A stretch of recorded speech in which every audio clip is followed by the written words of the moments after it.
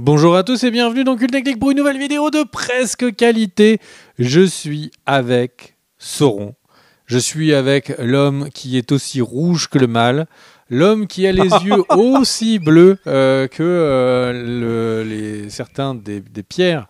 Oh là, je sais pas où j'ai avec ce bleu de l'océan qui cache bien des démons, comme peut le montrer le trailer des Anneaux de Pouvoir. Je suis avec l'homme qui a le teint aussi blanc que les morts d'Ungoliath. Je suis avec l'homme qui a quasiment toutes les bagues réunies, qui sont réunies des Seigneurs des Anneaux. 3 anneaux. Et évidemment, je suis avec l'ami Kerr. Comment ça va, mon cher Kerr ? Bah, ça va très bien. Et on est là pour vous parler de ce premier, du teaser de la saison 2 de The Rings of Power, les Anneaux Je de me Pouvoir. permets de préciser Oui. que ne prenez pas mal. Moi, j'appelle souvent Kerr mon ami Kerr en vidéo et ne le prenez pas mal si lui m'appelle souvent son collègue. Voilà. Donc maintenant qu'on a mis un peu les Arrête. bases, l'origine En du plus, mal est un peu posée. Je te laisse du coup nous analyser ce trailer. c'est cocasse parce que les habitués de la chaîne comprendront que après, quelques jours après la diffusion de cette vidéo, pourquoi tu dis ça? Ce teaser, on va réagir, on va pas vous faire particulièrement une analyse, on va soulever certains points qu'on peut voir à l'image et qu'on va citer, mais on va surtout faire une réaction de est-ce que ce teaser nous a convaincus, est-ce qu'il nous chauffe un petit peu avant l'arrivée de la série, est-ce que après la saison 1, on a très envie de voir la saison 2 et ce teaser y contribue-t-il? Alors, première info, c'est la date de diffusion de cette saison 2, c'est le 29 août, donc ça change.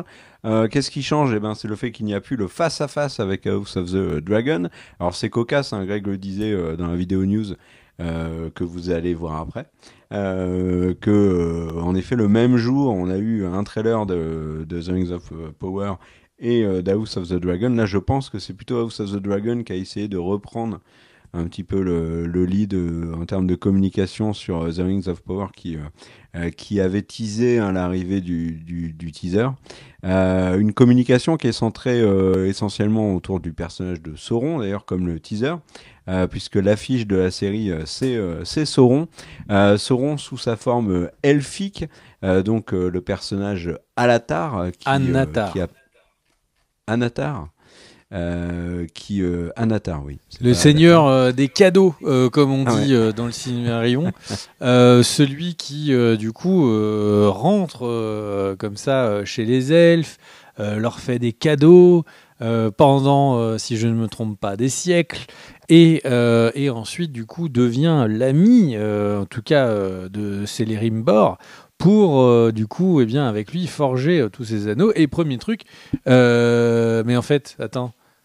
Mais tout ça, ça a été fusionné en 20 secondes dans la fin des Anneaux de Pouvoir 1. Pourquoi là, on voit le Anatar, Sauron dans sa version Anatar, donc il y aura sans doute, comme on l'a pu le voir dans les Anneaux de Pouvoir saison 1, un mishmash un peu fusionné, ou en tout cas repensé, recréé. Donc déjà, dès le début, on nous fait comprendre que non, on risque d'avoir le texte du coup de Tolkien qui a été un petit peu remixé et qu'on ne verra pas dans sa version originale. Déjà, première information de base pour nous mettre tous d'accord sur ce qu'on va voir. Oui, alors donc en effet il y a un Anatar donc en version elfique de Sauron, donc puis Halbrand. Mais alors avant de rentrer dans les détails des petits trucs qu'on peut voir dans ce teaser de 1 minute 40, t'en as pensé quoi toi de ce teaser? Rappelons. Alors, en fait, j'ai un peu résumé mon avis en parlant d'Anatar, c'est-à-dire que, en gros, le truc, c'est que le trailer, et si on le considère comme un trailer d'une adaptation du Seigneur des Anneaux, on se dit, ils ont pas, qu'est-ce qu'ils ont fait? Qu'est-ce qu'ils ont branlé? Si on le regarde comme la suite des Anneaux de Pouvoir 1, je me dis, oh là là, il y a encore la Galadriel qui est très énervée. Si je le regarde comme une nouvelle série d'Heroic Fantasy, en me disant il y a la scène du monstre dans l'océan, il y a la scène avec une chevauchée, il y a un vrai budget effets spéciaux, ça peut être cool.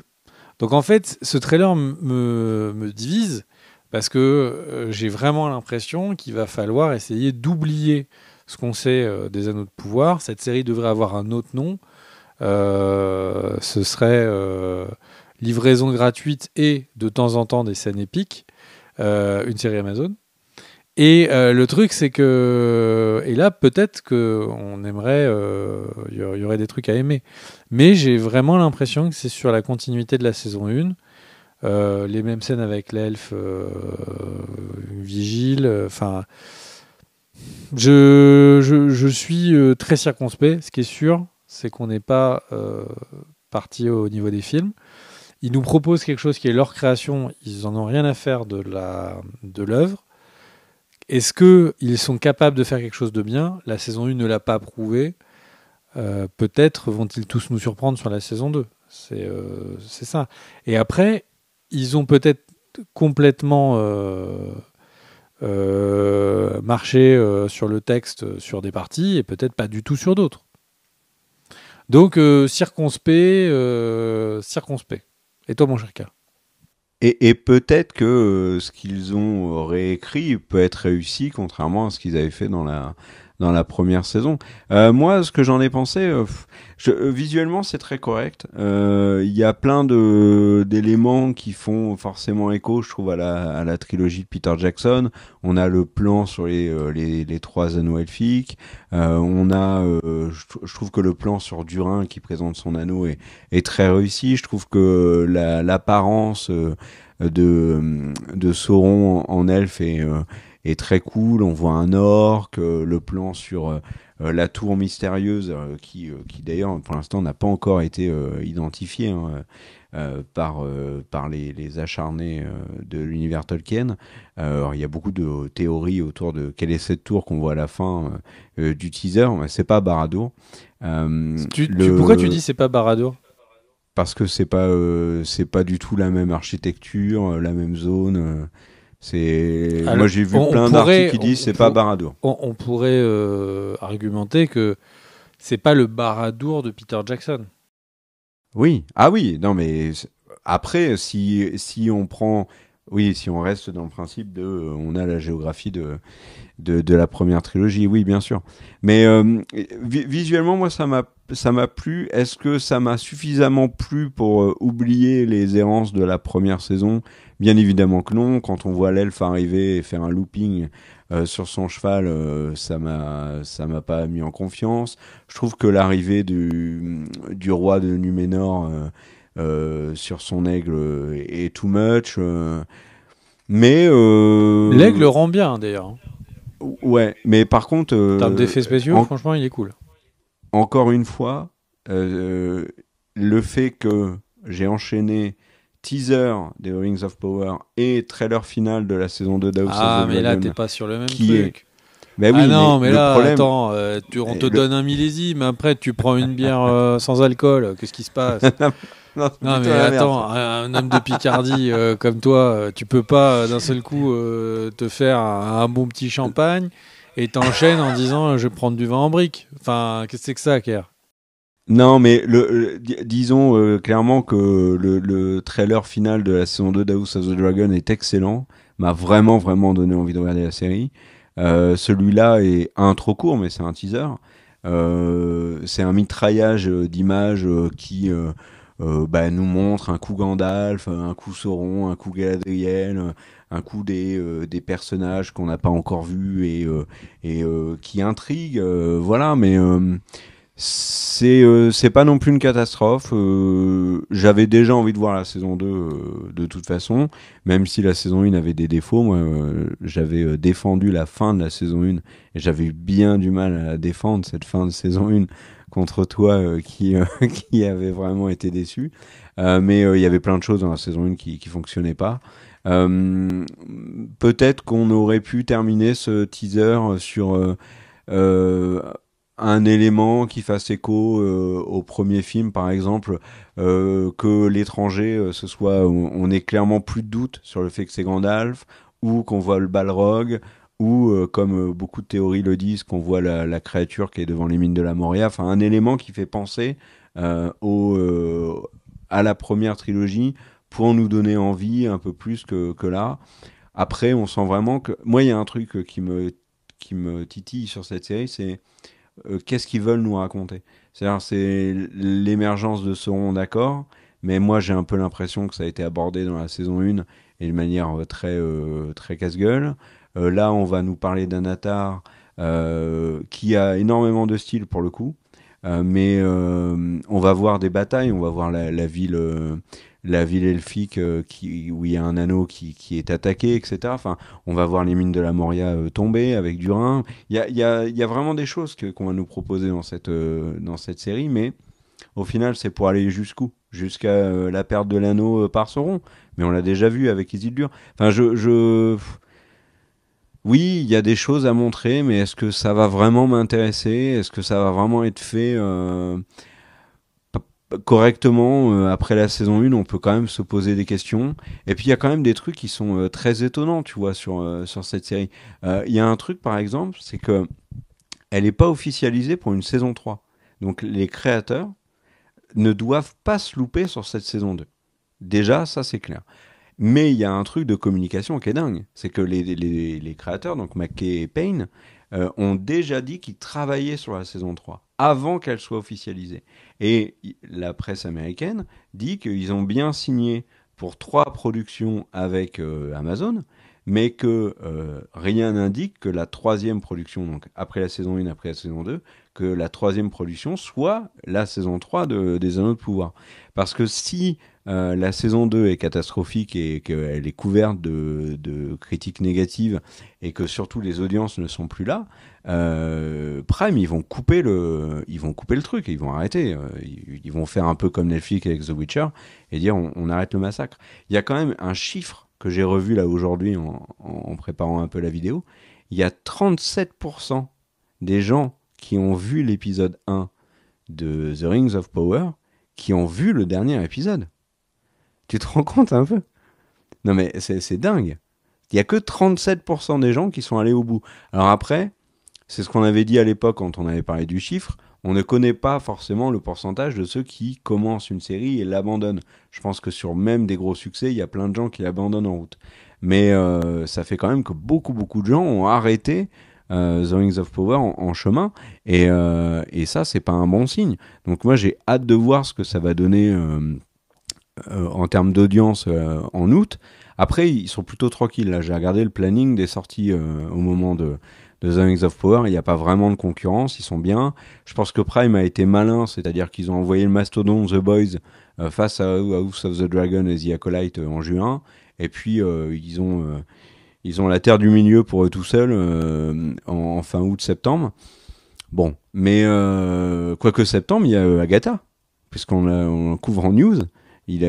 Agatha commence le 18 septembre, si je dis pas de bêtises. Donc, Et du coup, pour parler et pour revenir sur le trailer, moi, il m'intrigue quand même parce qu'il y a pas mal de choses, de personnages, de créatures et de zones qui, je pense, méritent analyse.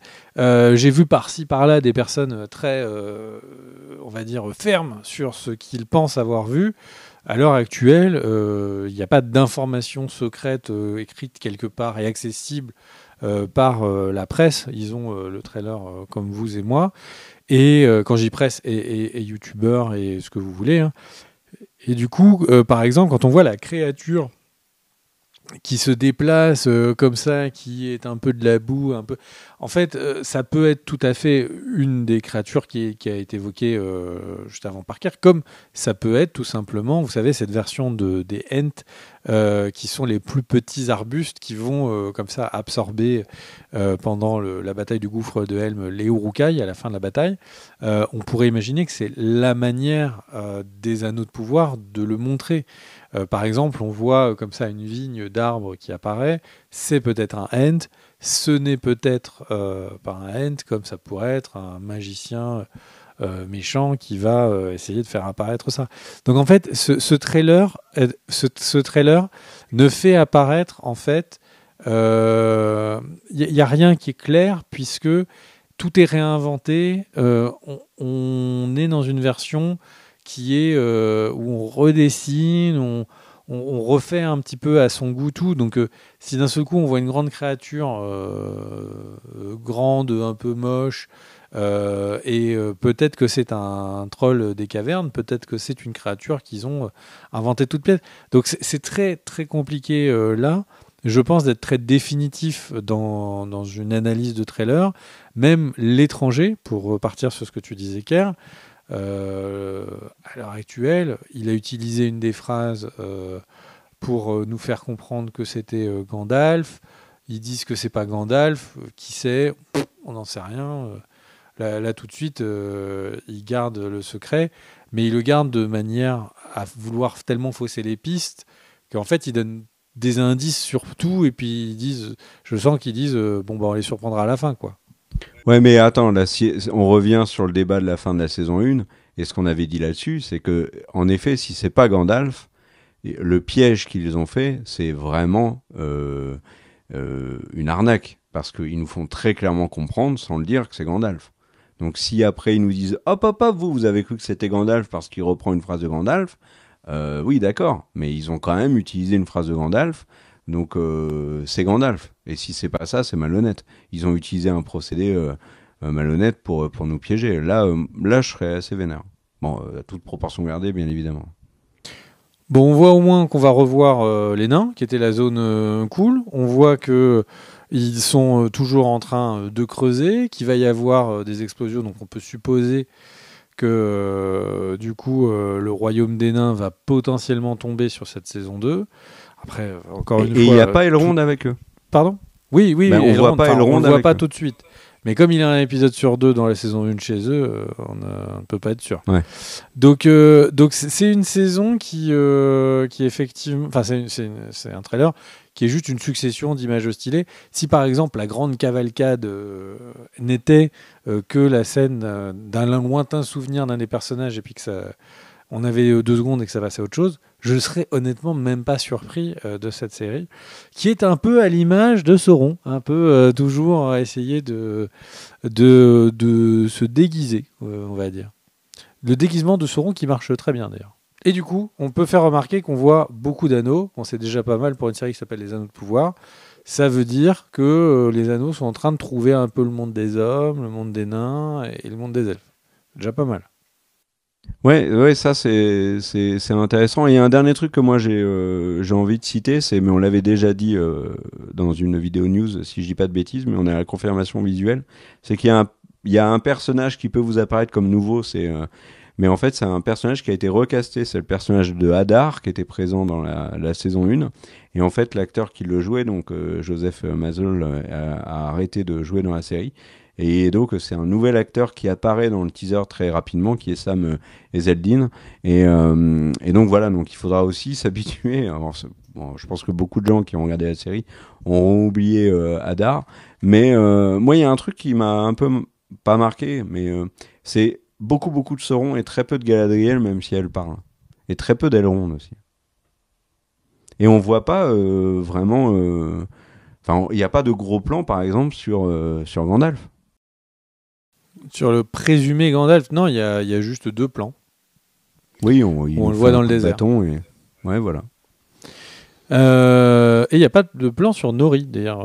En tout cas, pas que exactement. Et on la voit très très rapidement quand Gandalf fait le coup de bâton.